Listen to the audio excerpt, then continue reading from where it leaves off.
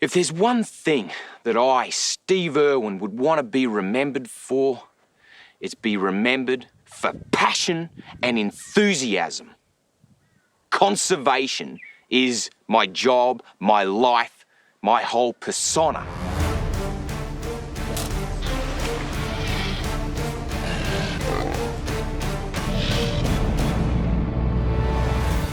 If we can touch people about wildlife, then they want to save it. Hey, you little fella. Have a look at this. Have a look at this. Have a look at the size of this bloke. You're all right. You're all right. Show us your fangs. Look at this. It's the most crucial conservation area left on our planet. It's a black mammoth. It's a black mammoth. Yes. Hey, stop biting. Bang. Whack, strike. Coil around. You're a naughty boy. I saw that. Don't bite me on the face. This is the Asian spittle. Ah. Holy guacamole. Isn't he a little beauty? That's like, poison. This is the crocodile. This is what they're all about. It's really hard to express how much I love him, but seriously, if I could kiss him on the lips, I would.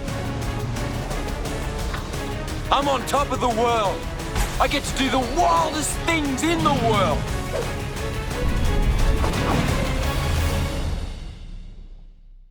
That just is so special and brings it all back. It was 14 years of the most adventurous time of my life. It was really good. Steve began working to protect wildlife and habitat long before becoming a household name as the crocodile hunter. Steve knew his purpose in life was conservation and protecting wildlife from a very, very early age. Steve really had a whole different way of teaching us about the animal world. And the Crocodile Hunter was more than a television show. It was the platform to get his conservation message out to the world, where he inspired millions of others to protect animals and the environment. Steve's gift was bringing wildlife into people's hearts. He got people excited, and he got people thinking. Who he was on television is who he was in real life. He was this larger-than-life personality. He was such an incredibly passionate, enthusiastic person. I'm Terry Irwin. Join me, family, friends, and others inspired by Steve as we celebrate his remarkable life. He was one of a kind. He was, and always will be, my superhero. This is the Steve Irwin story. I remember when we lost Steve and the team at Australia Zoo felt such a sense of loss and not knowing what to do next. And I said, just carry on as if he were still here. It's okay if we see his image on a billboard. It's okay to embrace and enjoy his documentaries and his shows. And he always said that. I don't care if anyone remembers me as long as they remember my message. It's just that I gotta get the camera, I've gotta be right in there.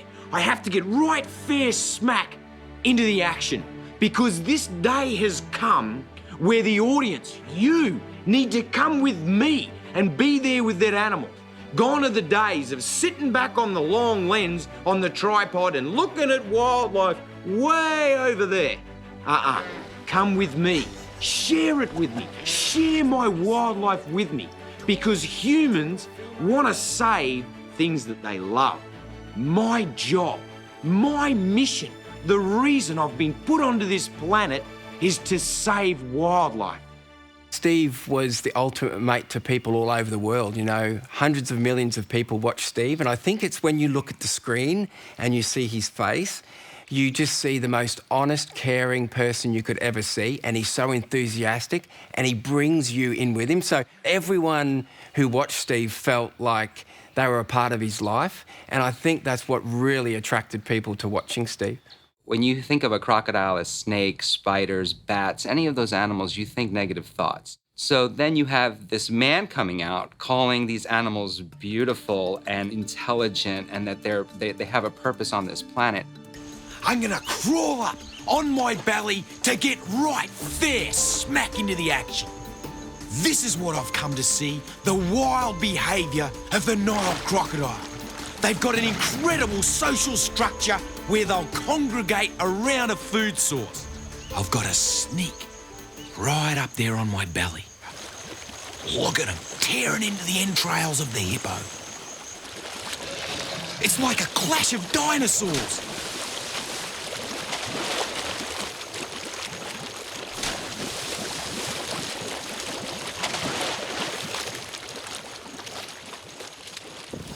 Okay, it's starting to settle down. It's all gone a little bit tranquil now. Look at them. They've all settled down. They're all quiet as. Oh, boy. Hey, unbelievable. This has been the most fun I've ever had in my entire life. The most fun. At first you think, is he crazy? But the reality is what he was doing is showing equality in the animal world. And he brought that to the forefront, especially in highlighting the apex predator, the crocodile, which everyone was taught to fear. You're taught to fear that. Incredible stuff. I'm not being threatened. They're not an evil, ugly monster that just waits to kill man. In actual fact, here on the continent of Africa, there's millions of people that share the territory of this magnificent species every single day and night. It's very unfortunate when someone gets killed by a croc, and I feel so sorry for them. Human life is very important, but I would hope that I've taken you here, right into the territory of the flat dog of Zambia, to see the beauty and the social structure and the magnificence of this truly beautiful animal. Don't you love Steve when he says, "This was the best day of my life"? He said that pretty much every day. What a great way to live. And you know, everyone says make every single day count, but he really did. He had this amazing understanding of all wildlife behaviour. So it may have looked like he was being fearless and over the top with the animal, but he just knew what he could and couldn't do. And then in turn, because he could understand the animals were always far more comfortable with Steve as well. He had some of the most amazing experiences with wildlife because they felt just as comfortable around him as what he did around them. It was like he had a sixth sense with wildlife.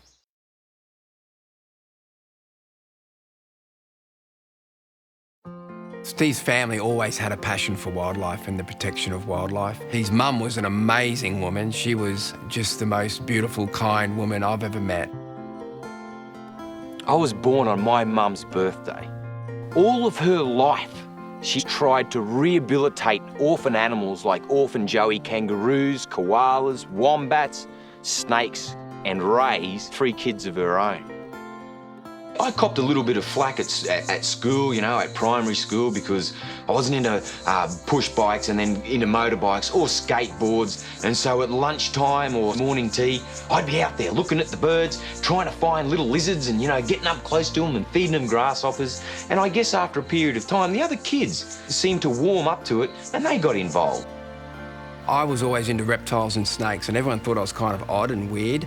So when I first met Steve, we hit it off. He was 8 years older than me. So when I first met him, I was a little bloke. I was just like, I have to work here. I have to be around this Queensland Reptile and Fauna Park. He mentored me, he looked after me, he made me work so hard. I knew that no matter what, he was there for me, no matter what. We became family really, really quickly. He was so many different things, but first and foremost, yeah, he was my best friend and my brother. In those early days, whew, it was wild. In 1985, Dad and I, we felt that action speaks louder than words. And we've always loved our crocodiles, and we felt that the conflict between crocodiles and man is something that we could help with.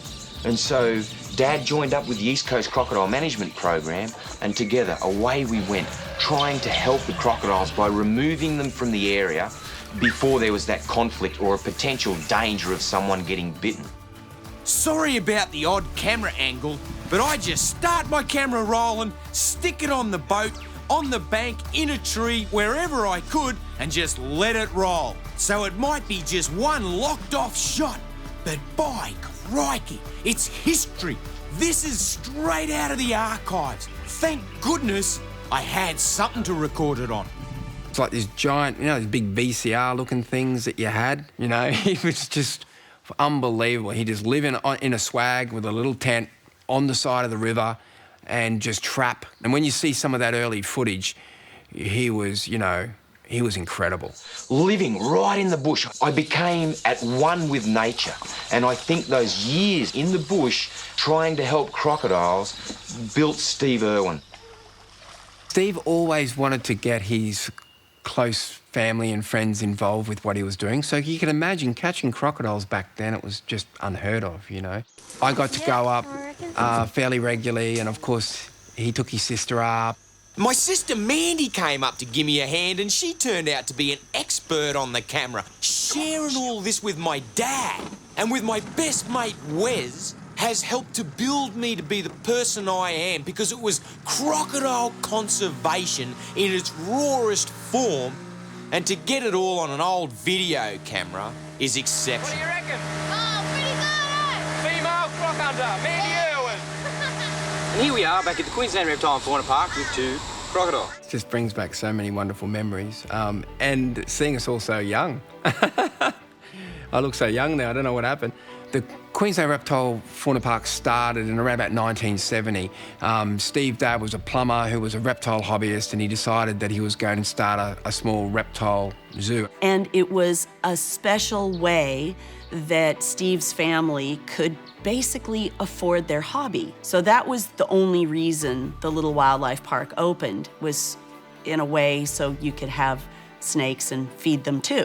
And it was just a small roadside zoo with snakes and a few kangaroos and a few different things. Steve's mum and dad passed the zoo over to Steve. They were ready to go. They'd had enough. We changed the name to Australia Zoo. The place just took off. G'day and welcome to Australia Zoo. Let's go. In the early 1990s, Mum and Dad made a decision that I'd come of age, and they handed me the reins of Australia Zoo. This place is one of the greatest wildlife facilities on the face of the earth, and it is an excellent demonstration of Bob and Lynn Irwin's passion and enthusiasm for wildlife. Everything was achievable.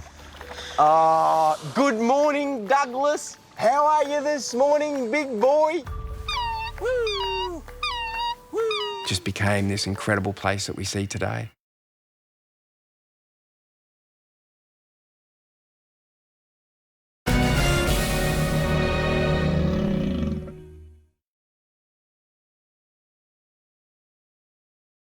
I was 27 years old, and that was back in 91. I had the opportunity to come visit Australia with some friends. We were having a great time in Brisbane, and the next day went to visit some friends on the Sunshine Coast. And as we were driving back, someone said to me in the car, "Do you want to stop and look at this little wildlife park?" Because they knew I liked wildlife. And I looked at it, and it was just a tiny little roadside zoo. And then I thought, I'm never gonna be here again. Let's go look at it. So we pulled over, and I went inside, and I expected everything to be really sad and little things in jars. And I walked in, and it opened up to beautiful gardens and free-ranging kangaroos and birds, and it was just beautiful. They had like a crocodile show where they fed these crocodiles and talked about them. And the guy doing the show was just really amazing. So he gets in with this crocodile, and the croc launches from the water's edge, nearly takes the buttons off his shirt, just strikes right at him, and he feeds it a piece of food as calmly as mailing a letter in a letterbox. It was really just, here you go. Coming from Oregon, I knew very little about crocodilians. I mean, the closest we've got is like a salamander. So I didn't know really anything. And to watch Steve in with all these crocodiles was utterly amazing. But to hear him talk about them with such love was really, really unusual. Now, you stop and think, big tough guy in with crocs, you would think he would be showcasing himself. Aren't I amazing? But it wasn't about him at all. All he wanted you to do was love those crocodiles. So he would talk about how they're beautiful mothers. So I'm standing there going, who is this man? When I saw Terry in the crowd, I looked up and our eyes met. And my heart just went bang, bang, bang, bang, just started thumping. It was love at first sight. Next thing, whoa! I remembered where I was. Agro's trying to kill me. I love how he says I stood out in the crowd. You gotta remember what the zoo was like in those days. There were probably a total of 12 of us there, maybe 12. Yes, so I stood out nicely. I went up and said hi to him, and my friend, I was traveling with Lori, took a picture of us together. I go, I gotta get a picture with this guy. And I still have that picture. It's the very first photo I ever took with Steve. It is pretty amazing to have a photograph of the first time you met. How many people are married and have a photograph of the exact first moment they met? When I caught up with Steve after the first day we met and spent a couple of days working in the zoo, it just seemed completely natural that we would just do chores all day. I mean, all day we would rake leaves, prepare food for animals, clean out enclosures. And it was funny too, because keep in mind, I'm trying to kind of impress this guy.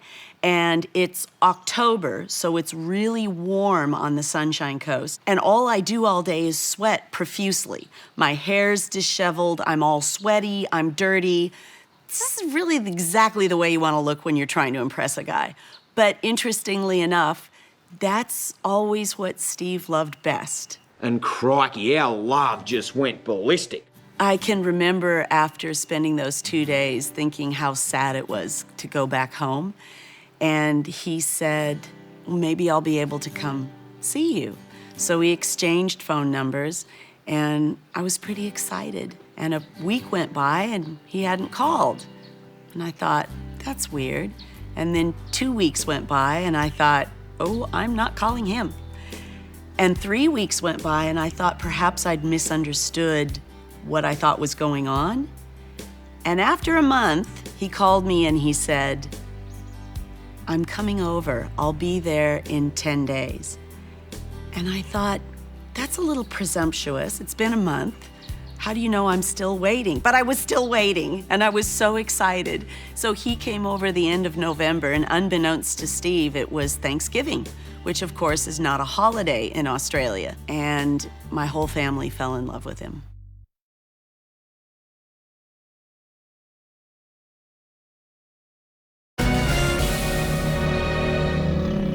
I met Terry early on when she was doing the wildlife rehabilitation and working with the cougars, and I got to follow her journey to see where it's gone. Terry was kind of an adventurous person, so she went to Australia with one of her friends. She met Steve and fell deeply in love, but as things came together, it turned out it was the perfect match. It couldn't have been better. It was like it was preordained. January of '92 saw me heading back to Australia. I managed a whole month off to visit Steve. And it was incredible. We were working on cutting down a big tree that had been hit by lightning. By the end of the day, my back was killing me. I had limbs and twigs and leaves and dirt everywhere. We sat down late in the afternoon to have a cool drink, and I must have looked a sight. And without missing a beat, Steve turned to me and said, so what do you reckon? Do you want to get married? I think that's what he said, but immediately I thought of the 10,000 reasons I couldn't get married. Are you kidding me? I have a business and family and friends and a wildlife organization, and I live in Oregon, and I can't just, sure, let's get married. And he said, great.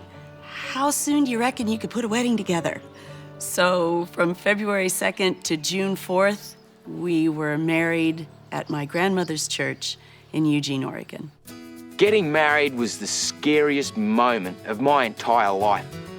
I was dead set sweating bullets. You know, I was sweating. My palms had beads of sweat and they were dripping off my fingers. I was that scared and I was shaking uncontrollably. I was just so nervous. I've never been more scared. I'd sooner take on a 16-foot crocodile striking at me than getting married, mate. I'm only going to do that once. Definitely Steve was terrified. It's the only time I've seen him terrified. So you gotta understand why it was scary. I was moving away, and a lot of these people I might not ever see again. So there were 400 people at our wedding. I kind of won for being represented. There were 400 people, 11 of them were from Australia. So poor Steve was rather outnumbered with all my friends and family. That was not his element. You know, the putting on a tuxedo, going into a wedding ceremony and everything was so completely not his element. I didn't go to Eugene for the wedding. I had to look after the zoo. Someone had to stay back and hold the reins, but they weren't gone that long. Steve and I were going to get away for a bit of a honeymoon when we got this phone call. And apparently there was a crocodile in North Queensland that was in danger of being shot. Poachers were after it. So they said, do you want to come back and try to catch this crocodile? Maybe we could film what you do with crocs. And so Steve said, do you want to continue with the honeymoon, or do you want to go try to save this crocodile? I was like, save the crocodile, of course. So we packed up, flew right back, immediately went out bush. Our honeymoon was with a film crew, jumping and catching crocodiles in mosquito-infested swamps of North Queensland. And Terry, she just got amongst it. It's hard to believe that one phone call for helping crocodiles would put us on a course that would change our lives forever. I got to do the most amazing thing, which was to film Crocodile Hunter 1 and 2 on their honeymoon. Filming is always exciting because when you're in the most remote areas, there's no five-star accommodation. So I was taking my dunny roll, let's call it, and I was going off to the bushes to find a little private spot when all of a sudden this huge red-bellied black snake showed up behind the same bush I had chosen.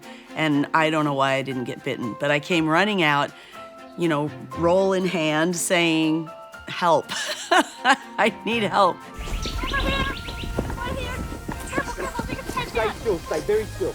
Steve was very excited about saving me from this red-bellied black snake, but he couldn't quite tail it because it was so phenomenally aggressive.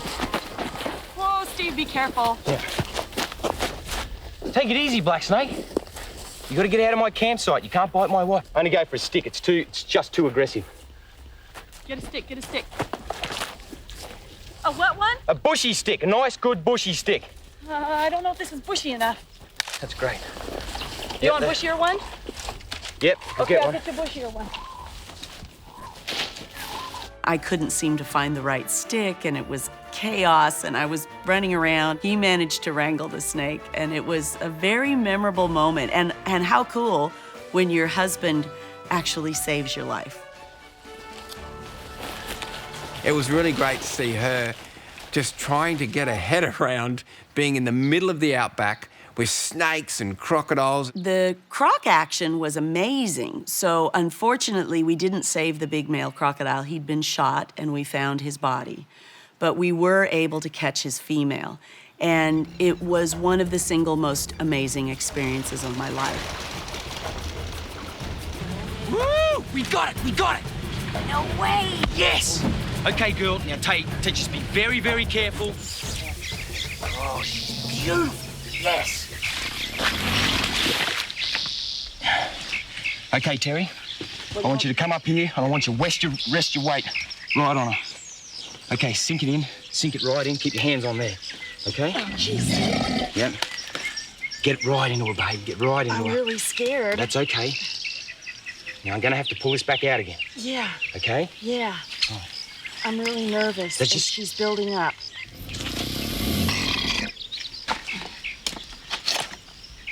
There's her eyes. There's her eyes. Right, okay, drop back, drop back. Okay, I'm back. Oh, ouch. Oh, my knees are going. Okay. Now I need this mesh. I know, I'm looking back. Oh, geez, she's heavy, Steven. Yep.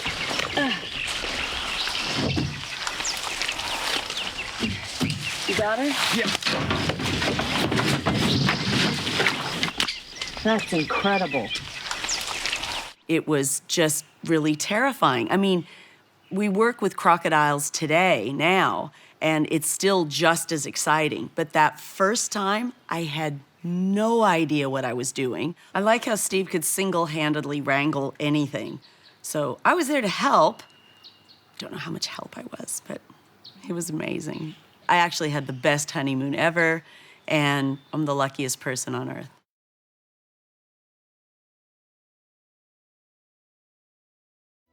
I I think as Animal Planet launched and coming across Steve, it had to just feel like an incredibly natural fit just because of the passion that he brought to the table. I also think it was a risky choice. It's a very dangerous show potentially, and I'm sure as a young network, it was a little bit of a nail biter and a leap of faith to see if something like this, A, could be shot safely, and B, would connect with viewers. The Crocodile Hunter was not originally called the Crocodile Hunter. G'day, I'm Steve and this is Terry.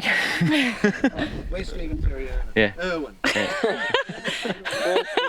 What the hell is their name? Just remember one thing, this is a land crocodile. Right. You mess up with this and you're looking in a lot of trouble. Right. What do you mean a lot of trouble? I mean a lot of trouble. I had a little bit of a halfway in and out of my element with this camera, or cameras, right fair smack in my face while I'm hanging off the bad side of a red-bellied black snake or a big 11-foot crocodile. The Crocodile Hunter was before its time in terms of wildlife television and really broke new ground and charted a whole different future for people and how they could connect with animals on television. The idea of him being right there, getting hands-on, getting the camera right up close, and giving you a view on these animals and the kinds of animals that other wildlife shows didn't think people were interested in, I think was completely groundbreaking. It showcased wildlife in a way that hadn't been done before. And Steve was really the first to bring this style of wildlife documentary to television. Steve and Terry had just an incredible connection. You don't see a connection like they had very often, and nor do you necessarily get to participate in it. And they, in opening themselves and in sharing their connection to each other and their connection to wildlife, they invited you in a way that few other shows really did. Obviously, Terry smells like something dead because these foxes do eat carrion. Thanks a lot. I had the best time because Steve was this larger-than-life, amazing person, and I just wanted to be with him.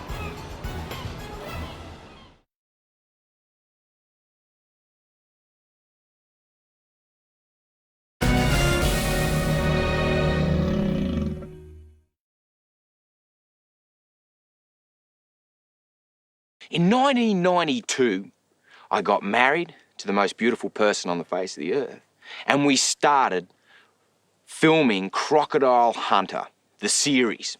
We embarked on the greatest wildlife experience of our life.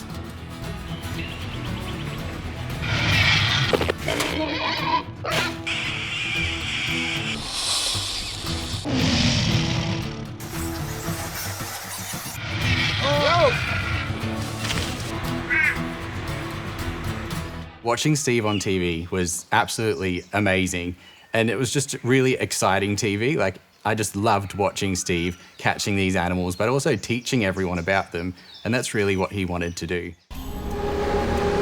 Snake! So you stay in the truck.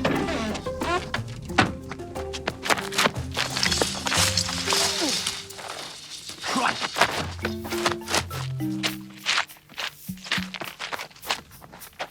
Hey.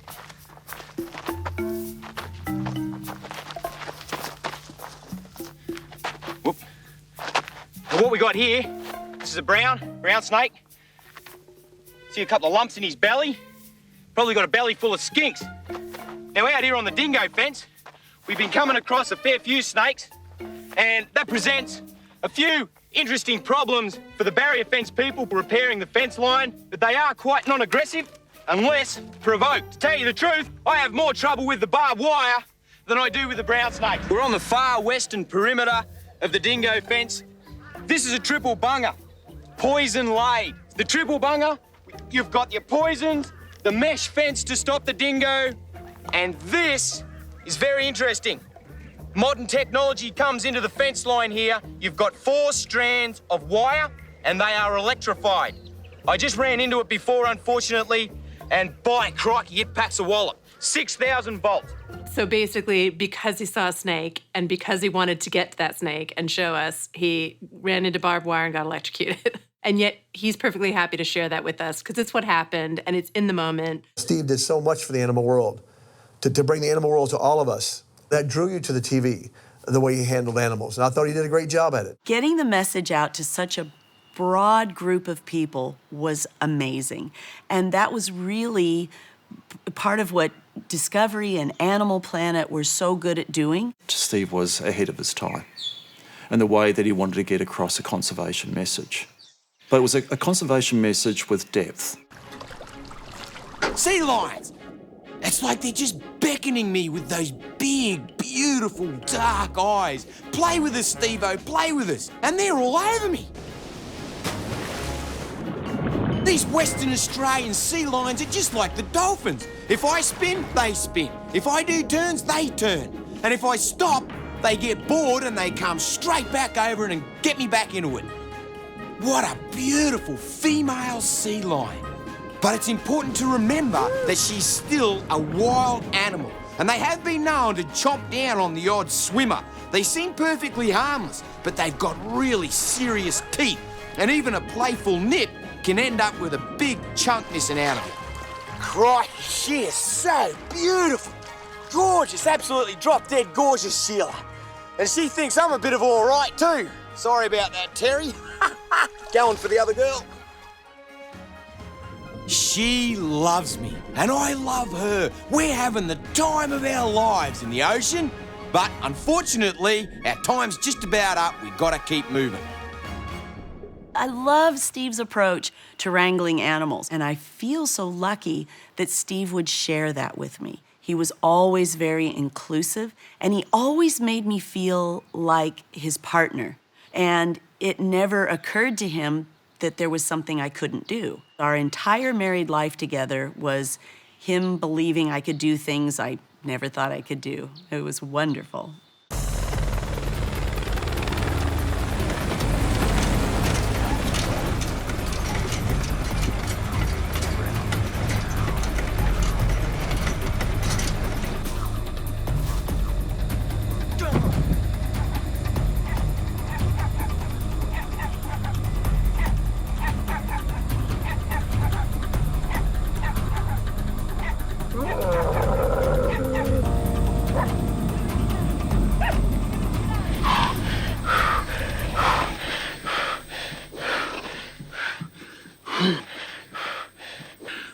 Tossing camels out here in the arid centre of Australia doesn't come without its hazards. Really strong, powerful animal. Actually, I find them a magnificent looking creature. Big, stocky, sturdy, Arnold Schwarzenegger type mammal. Very designed, you right there? Yep. Really designed for these arid conditions. Their nostrils can close up, block off the sand. They got the big Betty Davis eyes. Aren't they gorgeous? Have a look at these for a set of chompers. Well, I'm not game to stick my hand in any further. I find, you right there? Yep. I find the best thing with camels, just like crocodiles, if you can get a blindfold on, cover up their eyes, it minimises the stress. Like tossing any animal, you've got to minimise stress wherever you can. It's a really harsh environment out here, extremely hot, very dusty, dry conditions. We've got to try extremely hard to keep the animal's welfare in heart.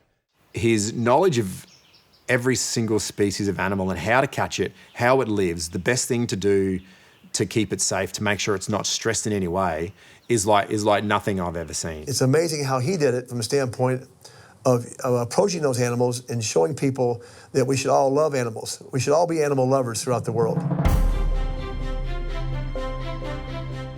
A little trick to getting close to goannas is don't look them right in the eye. When you look them in the eye, they know they've been had, and they get very nervous. This is a cave gecko and an absolute champion. Oh, he's upset. You should know. I'm not going to hurt you. I'm the crocodile hunter from Australia, and I love geckos. Here he goes. Come on, little fella. Yes!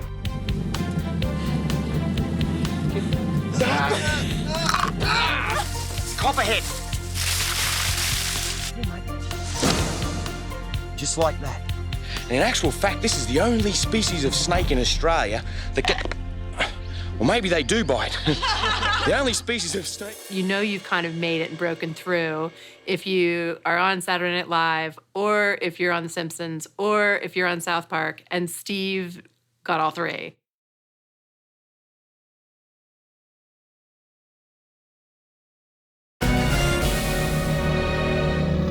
Right from the beginning when Steve and Terry filmed Crocodile Hunter 1 and 2, that was it. We knew that this had to go everywhere. When we watched it, we were like, this is incredible. Steve just had this bizarre sixth sense with wildlife, and I couldn't understand it, but it really worked for filming. It was like he had this current of electricity in him. He was just wired, you know, and he didn't even drink coffee, so it wasn't that. But just this amazing, like, crackling kind of life force in him. The guy went from generation to generation. I don't care if he were 4 years old or 40 years old. You know, some people do TV to reach a certain audience. Well, Steve reached everybody, all of us. And he was able to connect with the camera as if it were you. He's talking to you. And that ability was not something that you can be taught. It's just who you are. He was just enthusiastic about life, you know, and I think that was so contagious for everybody around him. Over the course of the 6 seasons of Crocodile Hunter, both Steve and Terry just came into their own as talent and as hosts, although I really don't think of them as hosts. Terry in particular really came into her own in terms of being able to handle an animal and be telling you about it at the same time with that same kind of enthusiasm and infectious nature that Steve had. Check out that tiger. This guy's huge. You be careful. Yeah, mate. Oh, man. What a beauty. That's the biggest tiger snake I've ever seen. He's incredible. Now, this is more classic why they'd be called a tiger snake, because you can see they've got those wonderful stripes all the way down. Now, you stay here for a minute, buddy. Careful, mate, careful. You stay right here. We just want to have a look at you. The tiger snakes of Tasmania can be this classic, beautiful stripe color, or they can actually be a darker color, like almost solid black, and they can even be a golden color, which is just beautiful. Now, this isn't something you want to do when you're in Tasmania, just walk up to a tiger and grab him by the tail, but I'm gonna let him go on his way and just appreciate how gorgeous he is. I reckon he's been down here having a drink. I think so. Yeah. He's enormous. I tell you, I'm a little bit intimidated. Clearly, as she evolved, she was ready to do a whole lot more. Now she's the one handling the snake, but he's still there to make sure she's going to be safe and that the snake's not going to harm her. I get to work with some of the finest camera crews in the entire world. Having crews in from all around the world means that we can get the message about protecting wildlife out to as many people as possible, even about the animals that many people see as unlovable and perhaps dangerous. He really influenced everyone. It was something we could all sit together and watch together as a family.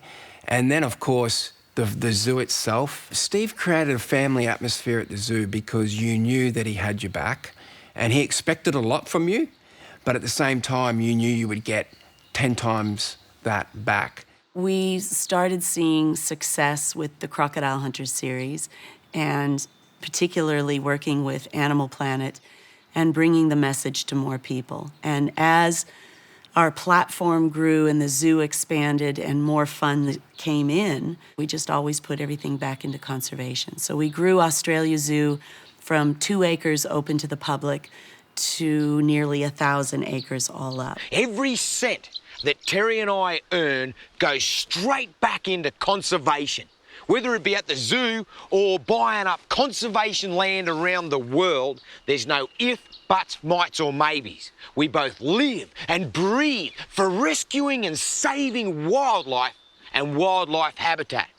That is what makes us tick. The best way to describe Steve as a boss was that he was inspirational, because he would never ask you to do something that he either hadn't done himself or he wasn't prepared to do himself. So you always felt like you never wanted to let him down. Monty's so big and strong that we'll need as much help as we can get just to hold him down after Steve gets him tied up. One rope won't be enough for Monty. Steve has to go in close again and get a second rope over that massive jaw. This is the safest way to move a croc, certainly for the crocodile, but not necessarily for us. We don't believe in drugs. That's far too dangerous for their health. So it's everyone piled onto the croc's back with a good firm grip to give us enough weight to keep him still and to suppress all that power.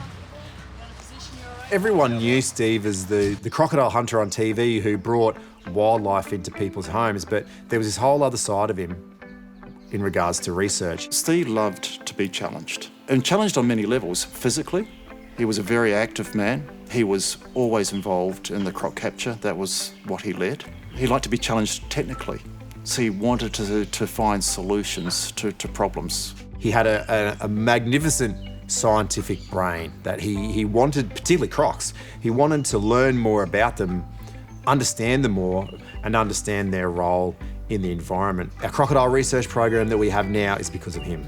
This research, this information will actually help all the crocodiles throughout their range, not just Australia. Head length, 26.5 inches. We've started to get some points for Nesbitt. Here he goes again. The apex predator of the world. The saltwater croc. Biggest croc species on our planet. Woohoo! Go, boy! From the beginning, Steve really wanted to connect viewers with animals from all across the globe, and that was important to Animal Planet as well. Animal Planet was already a global channel at that time, so to be able to, for people in this culture and other cultures, be exposing them to as wide an array of animals as possible was one of our joint goals. Check this out. This is the legendary red spitting cobra. He's spitting. We're in Maasai country. You all right, mate? And we got him out here early morning. Crikey. How's that right in the eyes? Just as well I got me sunnies on. As soon as they get defensive, they flatten out, and if the animal comes in too close, they aim right for the eyes. You all right, mate? You all right? See that? How accurate is that?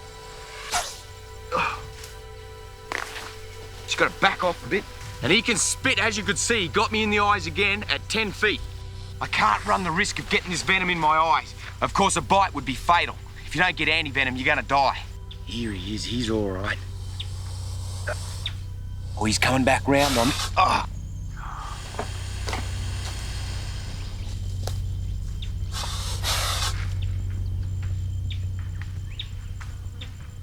And away he goes. Jumbo.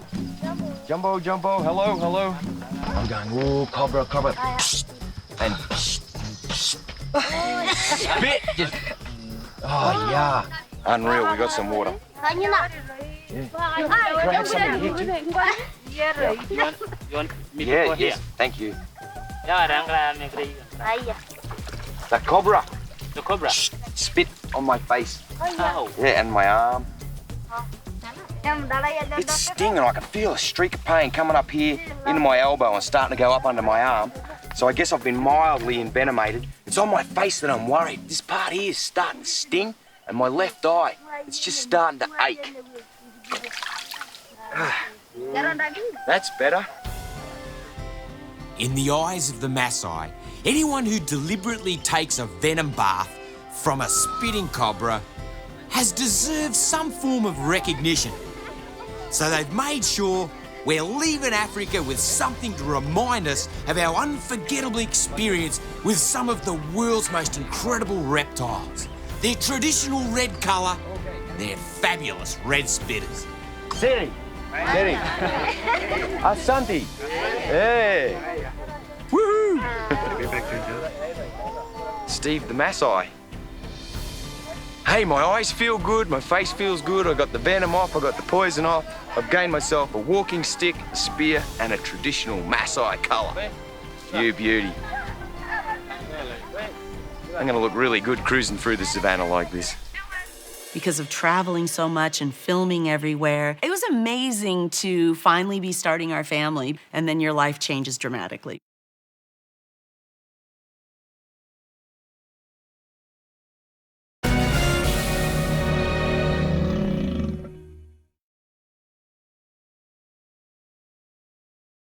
There's so many really great Steve stories. One of my favorites was a real turning point in our lives. He came running in one evening after sitting by the fire for a little while, and he said, "We've got to have children.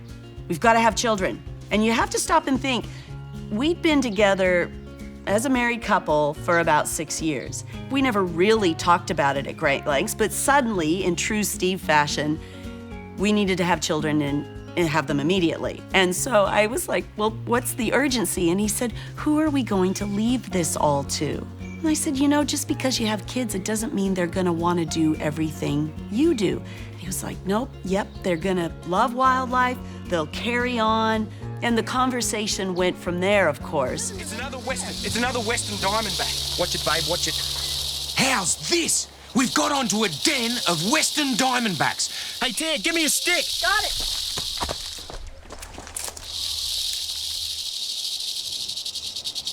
Got one. Nice green flexible one, mate. Yep. Unreal. Oh, there's 2 in here. There's 3. I can see 4 tails. No it's a den. way. This is a den. Oh, have a look at this. This is a den. Western Diamondbacks get up into den, and this is a classic example, the first den of my entire life. Look at the size of his head. Have a look at that. What a beauty. This is a ripper. Sweetheart, I'm gonna see if I can get one of those females. Can you just hang on to this one? Yep. Gently now, just keep it tail there. If it starts to wiggle too much, just gently restrain it. Okay. I don't know what would stand out more than being 7 months pregnant and tailing a rattlesnake. It was really cumbersome trying to do everything because you're kind of front heavy. But when it came to holding on to a rattlesnake, it was pretty much the same, whether you're pregnant or not. So Bindi experienced her first rattlesnake before she was born, and I felt really privileged to be healthy enough to be able to still travel with Steve, film, and wrangle these beautiful animals.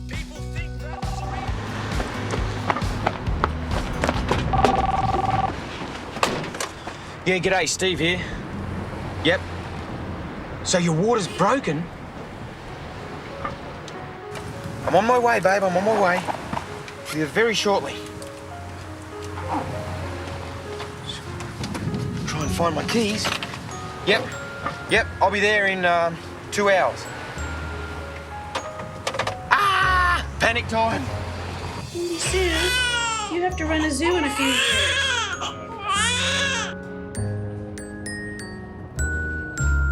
Hey, Stevie, you got your wish. Yeah, you know, I was just wishing for a girl and I got one, yeah.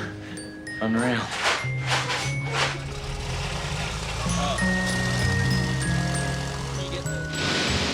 Woo! We just crossed the Rio Grande.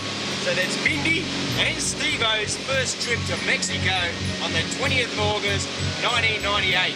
Happy days. She's in Mexico. She's a little bandito, Bindi. I felt really blessed that we would be able to do this as a family and that we could just keep filming and traveling together and that it really became who we were and not a job. It was just our family doing this together. It was awesome. We're going to Queensland. It's a long walk. Yeah. Oh, we're very close. Here we go. Woo! Hey, we made it.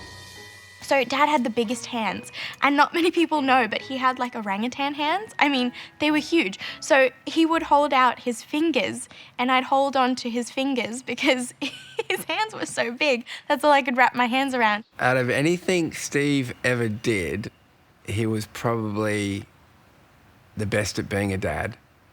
And he was a pretty good animal wrangler, let me tell you. So he was an amazing dad, and you can see that in his eyes. He changed. I am so grateful to have this footage.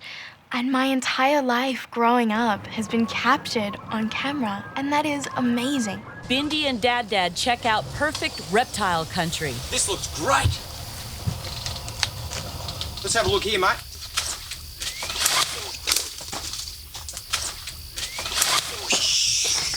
Watch your step, it looks awful snaky. I guess he would always put me on his shoulders, and that's where I knew I was always safe. Oh, hey, snake. It's a cottonmouth or water moccasin, one of America's most feared snakes. Can you take Bindi, babe? Hand her over. I got her. Great. This is really dangerous. He can't hear me, but he can certainly see me.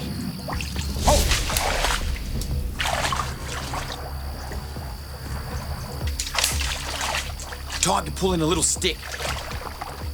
The venom of the cottonmouth is hemotoxic, very potent.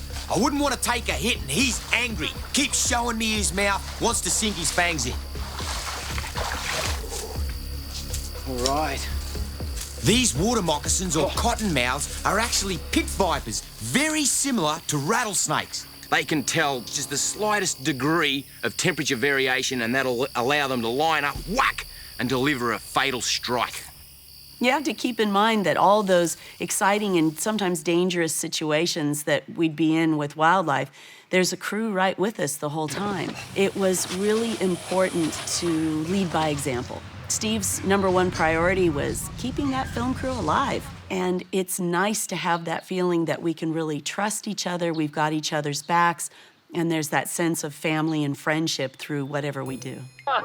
Grant's a very famous cameraman, cinematographer. And since Bindy's come on the filming scene, Grant's come into his She's own. my assistant. Yeah. And then the cool. Give me the cool. Would you like to do a little piece to camera like Daddy does? You talk about the rock behind you. Yeah, and the rock. Mention the rock. Good girl. She's such a presenter. We had the best time because it was that family atmosphere of everyone traveling together, working together, playing together, and it was so much fun. And so many of the crews had their own kids, so many of the people we worked with just appreciated the fact that we were able to work together as a family. We always loved those moments as a family, and anything we could do together was the best. We're headed for Karnak Island, and it's got a reputation for literally crawling with venomous snakes. A real challenge to investigate for me, Terry, and Bindi. We're going in. How's this? We're a stone's throw from the capital city of Western Australia, Perth. And here's the locals, the local residents. This is a big bull Australian sea lion, the rarest sea lions in the world. I always had my adventure hat on, and I was so excited to look for wildlife with Dad. So you could see, me and Dad would always go up on ahead and look for wildlife, and then the camera crew and everyone else would have to try and keep up with us. Right there, don't move. Terry, get up here. Quick. Just hang on a Bindy. Don't move. Death at him.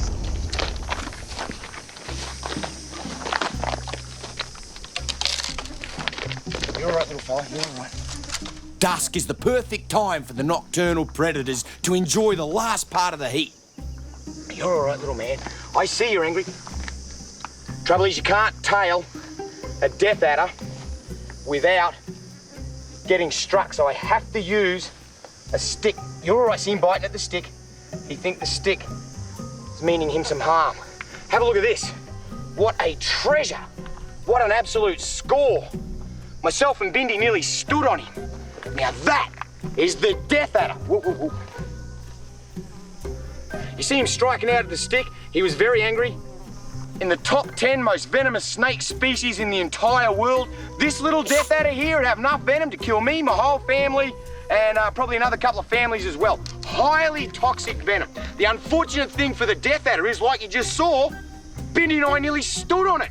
Didn't we, sweetheart? Yeah. We nearly jumped on it. Woo-hoo! Death adder, what a little ripper.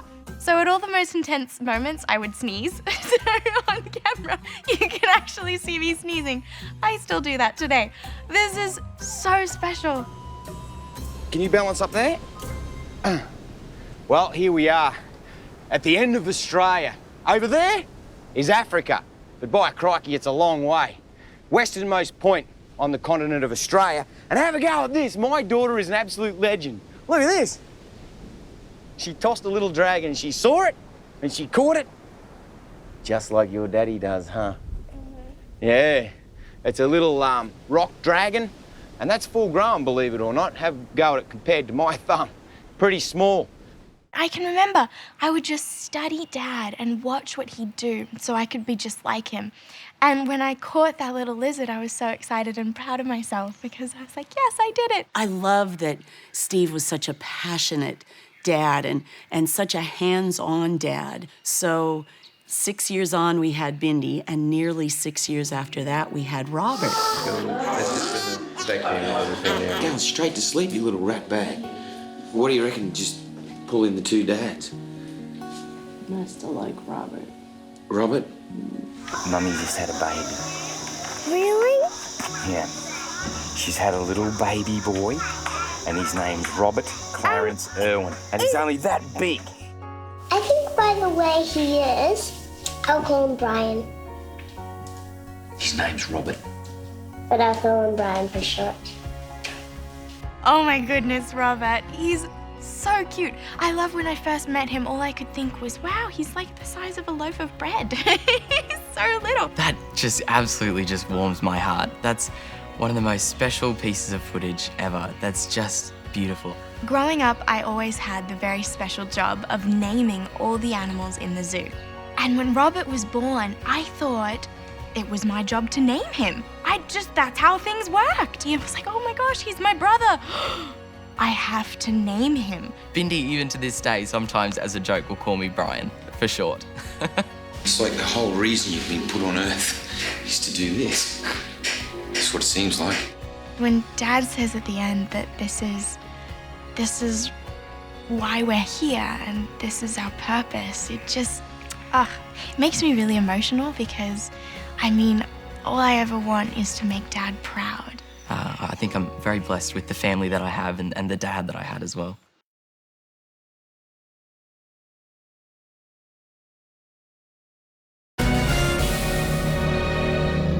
Steve Irwin changed wildlife television with the Crocodile Hunter series. What he was doing was bringing alive what had become a very sort of stuffy form, a way of doing conservation and a way of doing shows about wildlife and animals. He revolutionised it, really. He really brought out the characteristics of each animal and just getting people excited. It was just so different, and I think the biggest part is that he was so real. There's 2 parts to filming. One is filming the show, and one is letting everybody know that there is a show.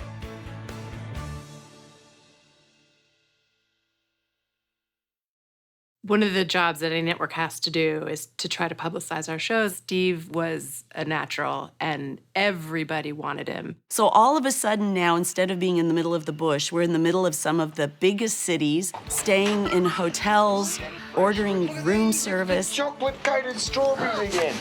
Doing some of these things that Steve had never experienced in his entire life. Jay Leno always loved it when Steve Irwin came on. He knew it'd always be an exciting time. It was the first time Steve had ever handled a king cobra, and it was a big one, about 14 feet. Everything was all excitement, ready to go, and king cobra comes out. Okay. You right there, buddy? This is a particularly aggressive snake. Oh! Okay, there he is. He doesn't look real happy. Oh, he's not happy, mate. Okay, all right. You're all right, buddy. Here he comes. All right. Here we go. You know, maybe poking him with that stick isn't helping any. Oh, I'll put the stick down.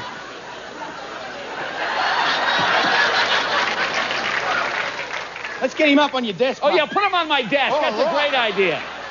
Now, if you move around out in front there, Yeah? he'll actually hood up on you. Oh, great. Just wave your hands out in front there. Get over here. Hi. Over here, snake. Over here. Excuse me, I'm looking. There he goes. There he goes. Wow. Okay. You can see why they call him King Cobra. They're actually the largest Yeah. venomous crikey. I'm in strike range here. First of all, why are you wearing shorts? I really enjoyed watching Steve whenever he was with Jay Leno. He got to do the show multiple times, and Steve with wildlife was perfection. Animals are incredibly unpredictable, and Steve was also unpredictable. So if you brought the two together, you knew something special was going to happen, and it usually did. The Oprah show was just another amazing example of how everyone wanted to be around Steve. I absolutely love Oprah, but I have to tell you, she's more of a fluffy animal person than a scaly animal person. Please welcome the Crocodile Hunter, Steve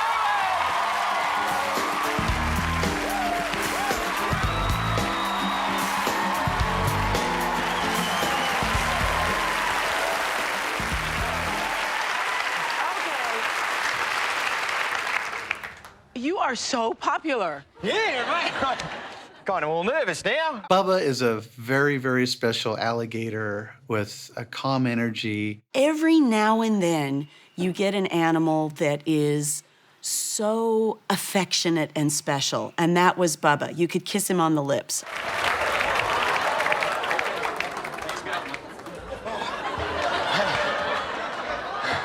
Isn't he beautiful? Very Hey, wait. Oh, that's isn't he so just nice. darling? He's a good boy. Okay. Don't you want to just give him a big hug, Oprah? Yeah, well. Some are a little more defensive and cranky, and some are absolutely just calm and they can have a better interaction with people. But it also just goes to show how many people not only put trust in Steve Irwin, but trusted them with their lives. That wasn't acting. That man bled animals. He cared about animals. It's his soul. It's his passion, just like his family, Terry, Bindi, Robert, the same exact way. That's who they are, on and off screen. He knew the times to be serious and he knew the times to have a joke. He'd be the first person to have a laugh about everything. He was a funny guy. He loved his jokes. Got a couple of leaks, but as long as I work a bit quicker than they do, I should stay afloat. Now, he's gonna have to learn to get out into the bush and get his own He just weed on me. Are you weeing on me? That's a very orangutan thing to do. Absolutely fascinating how the dogs have to work. Scare the living daylights out of me. Well, thanks, fellas. Thanks very much. Thanks a lot. It's always an honour to, To get your lines right. Shut up! Steve was willing to have fun with it and make fun of himself. He was in on the joke, and he loved it. He didn't have any kind of ego, you know, have a go at me. Good eye! Welcome to Crocodile Hunter, where we explore the wonders of wildlife. I'm here with my wife, Terry. Hi. Steve, what are you going to surprise us with today? Oh, look at this beauty here, Terry, huh? Oh, that's a timber rattlesnake. It sure is. Now, the rattlesnake is venomous. So we commands respect. Have a look at his nice body structure. Wow. Nice, solid.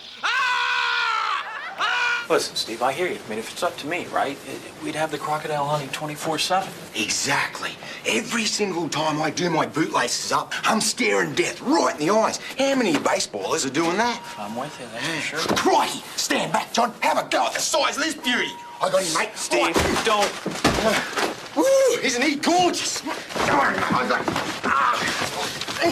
I'll have him subdued any minute now. I'll catch up with you later.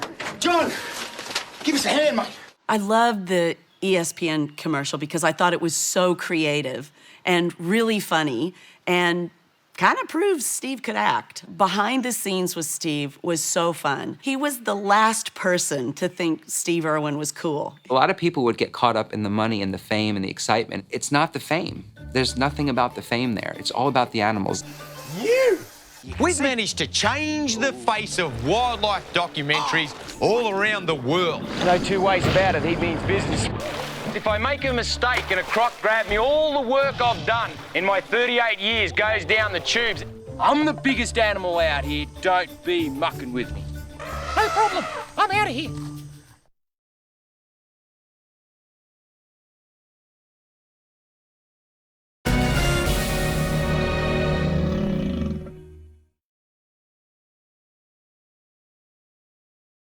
I just never got tired of watching things connect so beautifully with Steve. It was gift more than skill. It was that connection with wildlife, that real respect and appreciation that he had, and that ability to read animals and understand them. And I think that was a gift that we probably won't see again. This makes over 100 sperm whales that have beached themselves this week alone on the west coast of Tasmania. It seems all we can do now is comfort them in the most dismal part of their entire life. The majority are dead, the rest are dying. We're just going to stay with them and try and be as comforting as we possibly can.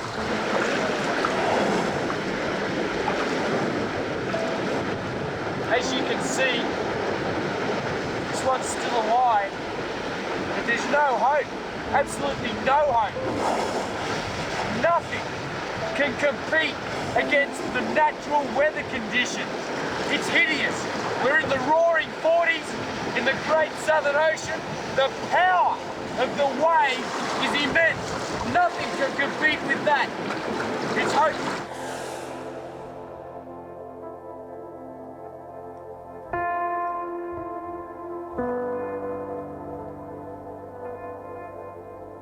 Another thing about Steve that a lot of people didn't know is he's probably the most sensitive guy I've ever met.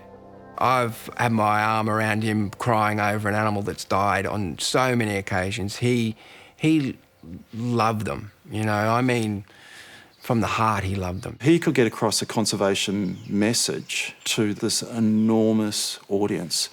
And what excited me was that he was able to take our research findings and communicate that. Here we go. Got the tail nice and gentle, coaxing, coaxing. Here he comes. There he is, little lizard. There he is, little lizard. Look at him. What a little beauty. Well, there you go. This is the most significant lizard in goanna research at the moment. Unbelievable. And I'd say it's a little girl one too. It's a little girl. Boy, isn't she cute. Look at her. Wow. All I had to do was just tickle, tickle, tickle, tickle, tickle, tickle, until I got her tail and then tickle her from the head end, and out she came, nice and steady, without destroying the environment, without destroying that home tree, because we're going to breed these, we're going to learn all about them, so as we can secure them, so as my kids' can enjoy the rusty monitor out in the wild. Isn't she gorgeous? Absolutely gorgeous. I love that clip, and I'll tell you why. That clip shows how he handled those animals. A young goanna is going to be feisty. And the fact that he could pull it out and that animal stayed calm in his hands tells me that his heart rate was down, Steve was in good shape, and then so it just transferred right on to the animal. When you know Steve Irwin was bringing something out there, you're going to watch that show, you're going to learn about that animal, you're going to learn how many are left in the world, and you're also going to learn the conservation of it. So you're sitting there looking at that creature as well as Steve Irwin, you're not going to miss that show. What made Steve a wildlife warrior and what makes him so different to everyone was he was prepared to do anything for the protection of wildlife. He was afraid of nothing, you know, and the most important thing to him was to get people to embrace wildlife. They are one of the finest sharks in the ocean. Funny how those wild-looking teeth and that big, powerful body structure makes them harmless, a harmless species.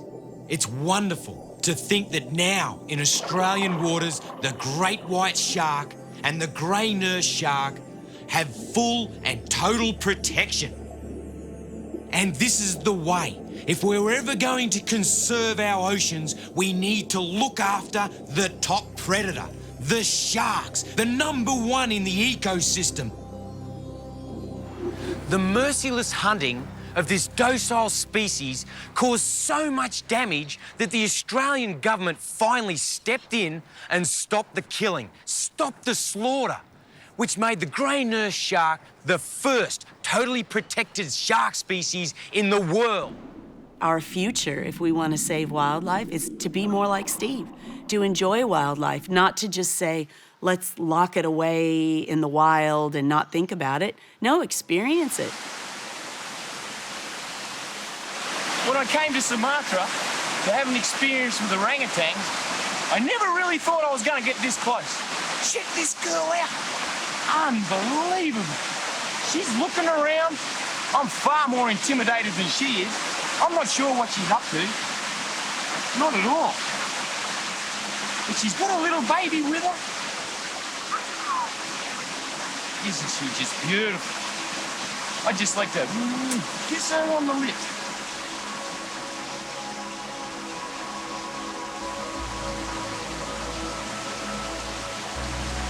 What can I say? I think I'm in love.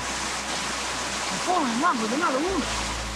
I've had some wildlife encounters in my life, but the emotions that I felt in my heart, I was nearly crying. To get this close and be loved on by this beautiful, absolutely gorgeous mummy orang was such a touching experience, one that I'll take with me for the rest of my life. I just love that so much. That is beautiful. And I have to tell you, everything seemed to love Steve. And he was ahead of his time in a lot of ways too, really, really ahead of his time. You know, he was bringing up issues about wildlife and about conservation and about the environment before they were kind of cool. When you sit here, the tranquility is all-consuming. But there's a problem that faces every single human being on our planet Earth. And it's the thinning of the ozone layer. If you can imagine, right over the top of Antarctica, there's a big hole about the size of the United States of America. And that allows deadly ultraviolet rays to come in and just scorch the joint, causes skin cancer and sunburn. The phytoplankton that the krill live on may be destroyed. And if krill goes, whoo, every single animal here is gonna suffer. How about this though? Imagine global warming. There's so much ice here and snow that if it melted, there'd be 1,000 countries in our world that'd be 60 feet underwater. Crikey, it'd be catastrophic. And so scientists are looking at chin-strapped penguins and others as indicator species to keep an eye on this joint, because this is so pristine and pure down here, we can actually see what is going to affect us in the long term. And now when you look back at some of the older stuff, you just go, wow. He just had this connection to nature that is a very, very rare thing, you know, very, very rare and pretty amazing. He was, without a doubt, the most dedicated conservationist ever. Steve was a champion of conservation, a champion of wildlife. He really genuinely cared.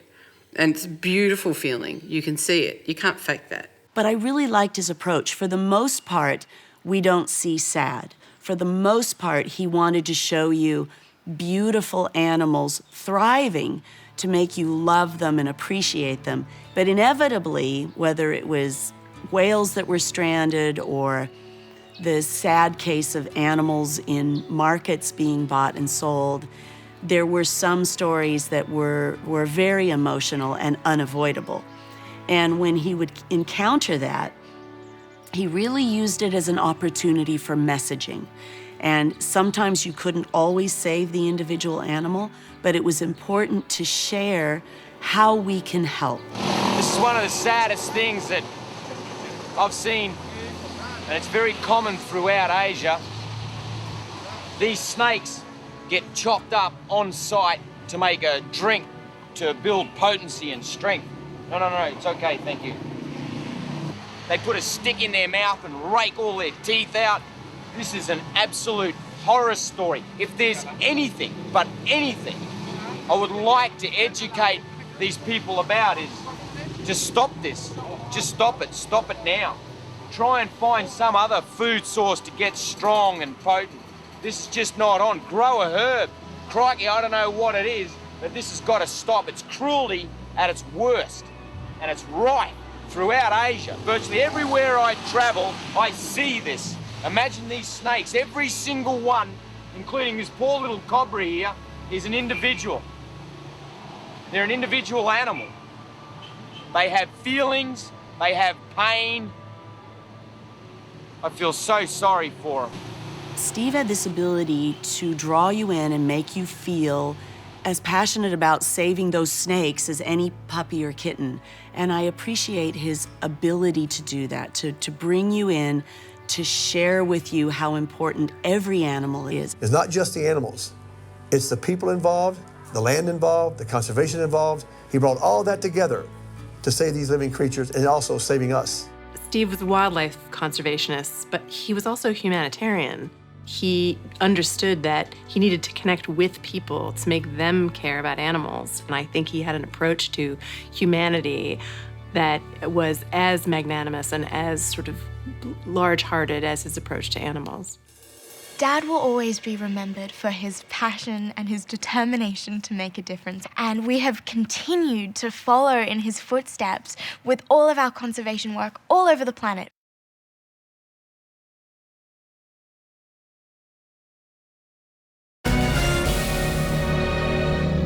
Steve, after this crocodile trip, was going on a film trip to film about ocean creatures that people have to be careful with. And there just wasn't enough room on the boat for all of us to go, so we decided to divide and conquer. So I took Bindi and Robert to Tasmania, where we have a program working with the Tasmanian devils, and Steve went on to film this documentary. And I remember Steve saying to me, I'm getting to the point in my life where I would like to spend more time being a dad and less time filming. So he said, I think after this documentary, I'm just gonna slow down a bit with the filming. As we left, we all kind of had this strange sense of, I don't know, foreboding. It just felt really weird. It felt like we should be together. And I remember Steve and I had said, you know, as long as we're together, we'll always be okay. Steve was standing at the runway and waving goodbye. Goodbye, everyone. And it was just this incredibly, I don't know, poignant moment. We begin tonight with the death of somebody who seemed to most of us invincible. Crocodile hunter Steve Irwin, who won fans around the world for his love of dangerous animals, has been killed in a freak accident. When you talk about a date, I try not to remember that date. I think if you asked me what date it was, I couldn't tell you. The 44-year-old was diving on the Great Barrier Reef when he was attacked by a stingray. Today the world has lost a great wildlife icon, a passionate conservationist, and one of the proudest dads on the planet. So we were in Tasmania and we didn't have good phone service. And we got to Cradle Mountain National Park. And Mum went inside and Robert had fallen asleep. And I checked in and they said, you need to call your manager. And Mum was in the office for a really long time. I went into the office and picked up the phone, and our general manager said there was an accident and they tried to revive him and they couldn't, and Steve died. So she came out to the car,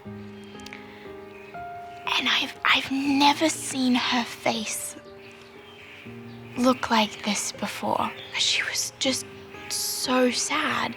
It's hard for me to remember exactly what she said because I think that I just went into complete disbelief and shock. I just knew that he'd be okay, but he wasn't.